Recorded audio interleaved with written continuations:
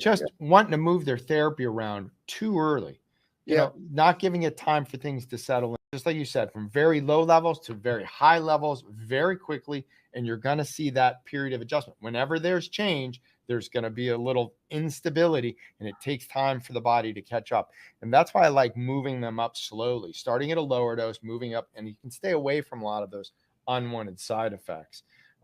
Say this out loud, Jay, because I try to say it all the time, and I tell my patients this. I'm not trying to offend any listeners, but I'm going to tell you, I treat a group of mature, strong, intelligent men. And what do I mean by that? Mature.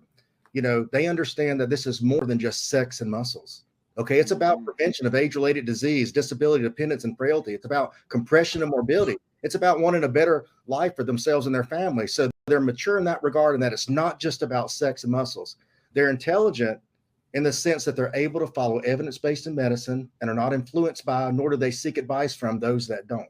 That's a key. They're not on forums. They're not listening to bro science. They're intelligent men. They can follow evidence-based medicine, and they're strong. And when I say strong, it's not just physically, it's mentally. And this is what I'm talking about.